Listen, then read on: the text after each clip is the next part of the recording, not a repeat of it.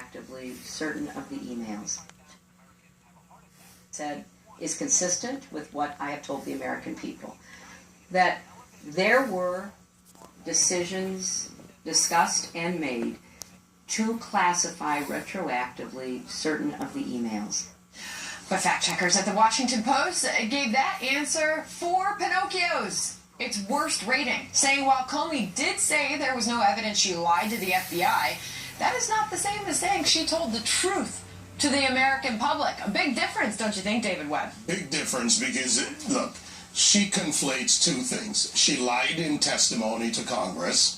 That is clear. That is now on the record. And with the Clintons, it's what do you see and what you read. Don't believe it. It's not so. Here are the numbers, and they matter.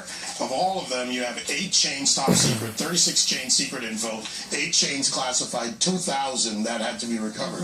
When you look at the Clinton trail of lies when it comes to the classified emails, remember that she is the highest classification authority at the State Department. She has both the responsibility, whether it's marked, whether it contains or not, to make sure that that information is handled. And the emails now coming out in WikiLeaks, and the emails we've seen before from Judicial Watch, show that they say remove the markings or let's find a way to work around it. So we're talking about a trail of lies, and frankly, she may not have lied to the FBI if the question was not asked correctly or if a question didn't ask that led to a lie. All right. That's different than her overall lie. So, Megan, you're nodding your head while David was speaking, and the paper's accusing HRC of cherry-picking Comey's remarks.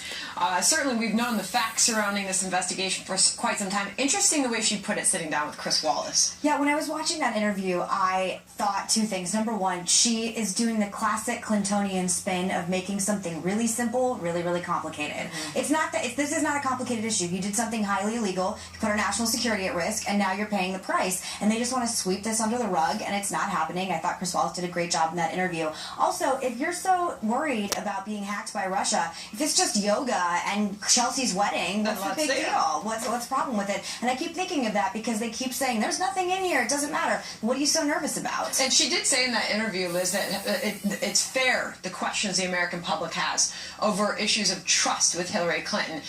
But she did seem in that interview to appear to blame others for those trust issues. Listen.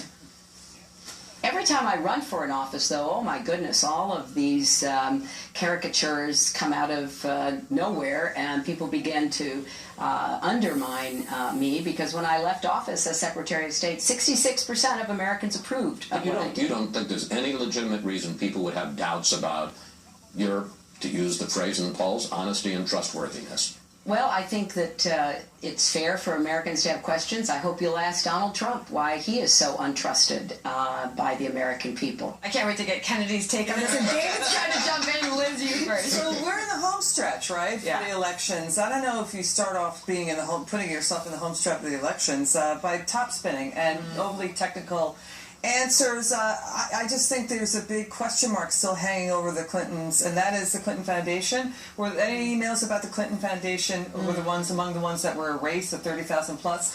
So the hot button, the hot button issues are the Clinton Foundation for Hillary Clinton and Donald Trump's tax returns. That's where they both derail. Kennedy. I mean, they're creating a caricature of Donald Trump. That's what they're doing the entire time. So if you don't like it, don't do it. And, you know, maybe she had a 64% approval rating. It wasn't 66%, as she claimed, because people were so happy she was leaving the State Department. But then every time, you know, her campaign rears its head once again, and people have more questions. It's these dishonest answers that she gives. Either she thinks that people are so stupid, they don't understand that the director was giving a very narrow scope of where her trust or where her honesty lied. And that was, he thought she didn't lie to him while he was questioning her for 3 hours. She applied that to every broad statement she had made since the server controversy came to the fore. And people understand the difference there. So either she thinks people are super, super dumb, or she's got some sort of a mental illness which makes it impossible for her to understand or tell the truth. I also think it says a lot about a politician when they throw their staff under the bus. The buck should stop with the leader, and she continues over and over again to blame her staffing, and I just think that tells you basically everything you need to know about Hillary. And go ahead, David. No, but I mean, talking about throwing your staffer under the bus, look at the history of the Clintons as a whole. everybody gets thrown under the bus. If the Clinton Foundation with USAID does something wrong in Haiti, it's somebody else's fault. Whatever it is, it's always somebody else. So the Clintons take no responsibility. They claim accountability, but back to the trustworthiness. Who are you going to believe, me or your lying eyes, ears, or whatever it is, when we have them lying, in this case, Hillary Clinton, and by the way, there's a VP already picked. It's not Tim Kaine. It's Bill Clinton. All right, let's face it. If she gets into the White House, he's the effective. But don't you think it's answers like this is why, when she gives answers like this is why her trustworthiness goes down. And that's when she gives answers. Really, if she wants to help her case, and if she wants to shore up those horrible numbers, and the unfavorable just seems to grow, she has to give better answers than this, But because they're unsatisfactory. There's nothing to shore up, because the fact is the record exists, the video exists, the emails exist. So now she can only preach to her base and reinforce the lie. And it's if you repeat the lie enough times, maybe more will believe it. And short-term memory. Right, and the fact is, no other Secretary of State put an email server in the basement of their home. Yeah. Well, here we are, 100 days till Election Day. It's August 1st, Megan. What does the next 100 days look like? Well, traditionally, August is a really rough month for political campaigns, and there's normally an October surprise, which is, that's why that term Oh my gosh, exists. can you imagine what that could be this year? I know. I actually think, Donald Trump is coming out saying he's going to go to the mattresses, he's going to take the gloves off, come out swinging. I actually anticipate things to get dirtier, much more aggressive. But right now, they're neck and neck, and I think both of them, especially when it comes to women in the country and female vote, they've got a lot of slack to pick up right now. Yeah, they've got a lot of work to do, Kennedy. We know that Hillary Clinton's in Nebraska, Donald Trump in Ohio in the first full week of the general election campaigns. There's a lot of work cut out for both candidates at this point. They do, and it's it's a very serious time, because one of these people, and they're both pretty widely disliked. I don't think there were too many people who stepped away from the convention saying, I'm deeply inspired, and the picture is so clarified, and they do have so much work to do. But unfortunately, what I think they're going to do is get sidetracked and attack each other the entire time, which people are hurting economically still. How does that allay their fears? We've still got a lot of national security fears, and the two of them going at it like a couple of feral hogs in a small sack. Well, but here's the thing. Pretty distracting. Strategy. Think about what they both need to do. For Trump, he needs a good surrogate team out there. The second thing is, and look, we can't have a 140-character Twitter campaign. Donald Trump has to stop making unenforced errors. This is a unenforced errors. Should he cut back on his tweeting? Yes. 100%. Get off Here's Twitter. what he needs to do. There are times to respond by calling the press and issuing a 90-second, 2-minute statement to the press. He has that ability because he has such media clout. But Trump needs a good team of surrogates to go work in these states. It's boots on the ground that wins the election. The RNC has over 1,000 staffers out there around the country.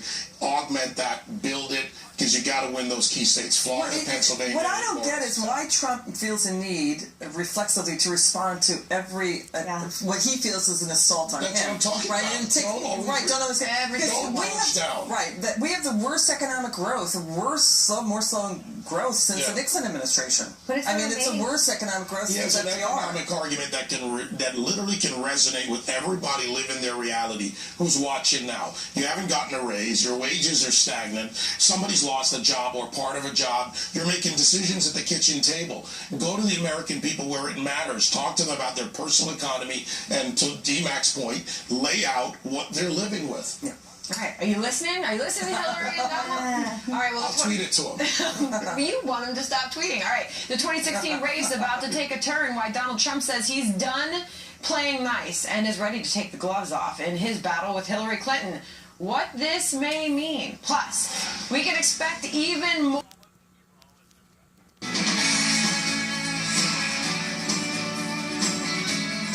The battle line's being drawn with less than 100 days to go until Election Day. Now Donald Trump warning Hillary Clinton he's done playing nice. And it's gloves off time. He's got the foil underneath. Trump telling a crowd on Friday after hearing the, quote, lies at the Democratic convention. It's game on. Watch. I've been nice. But after watching that performance last night, such lies, I don't have to be so nice anymore. I'm taking the gloves off, right? Yes? Take the gloves off. Take the gloves off. Right? Just remember this. Trump is going to be no more Mr. Nice Guy. And he's been such a sweetheart, just a sugar bear. So, Emac, is this what we need to see from him? Do you think this appeals to... I'm just astonished. What was he doing all along? female voters, you know, a couple of groups that he sets. We're all flabbergasted. The look on your face is everything right now. I have a face that's totally uncensored. I'm just astonished. What was he doing was he playing Mr. Nice up until now? I mean, so will it work? That's your question. And which segments of the population will it work with when he's? We know who appreciates what he says. Yes, we know. That's right. Yeah. The working class voter loves it, and people who show up to his rallies. Yes, that's exactly right. So here's the thing. I mean, here's what he doesn't need to derail himself getting in needless fights about whether or not who called the Koch brothers, with the NFL, with saying that, with Putin raising national security concerns about his comments about Russia. Just focus on the economy. No incumbent has won when there's no incumbent party has won when there's 1% growth. Yeah. That's it. We should be $2 trillion or $3 trillion larger in terms of the economic growth than we are now. Something happened in 2009 where the U.S. economy went off the rails.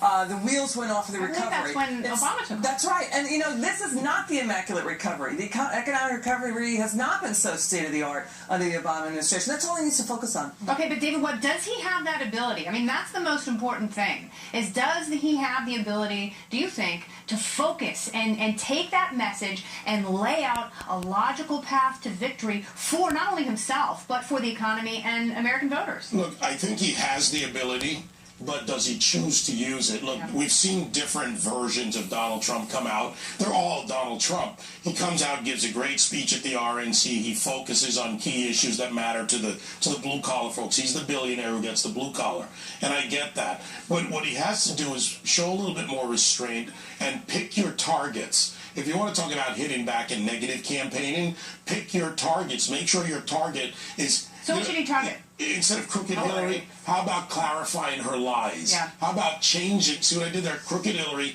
clarifying her lies. Because you have something where lies have been called out. But then aren't you saying change the strategy that's worked for him all along? Because that can get tied up. But here's what you do. You don't change who he is. You incorporate. He won the primaries going to the base with that fight that you talked about that the blue collar gets. But now you're in the general. Incorporate what was general elections. I want to say something though. Like, I came out of the convention, we were all in Cleveland, not feeling terribly inspired. And a new Gallup poll just came out saying for the first time, Republican voters are less likely to vote for their nominee post-convention. This is the first time that's ever happened. This messaging isn't resonating past the base. See, I disagree a little bit, though, because I just gave you a fact. No, I didn't just make that up. That's not a subjective. Gallup did a poll, but I also talk to millions of people every night. But I also talk to millions of people. And they have all called and they've said, look. I talk to so many people. It's like you're talking your radio show. I also host a radio show, and it is frustrating for me. I've had a very long weekend with things that Donald Trump said in the media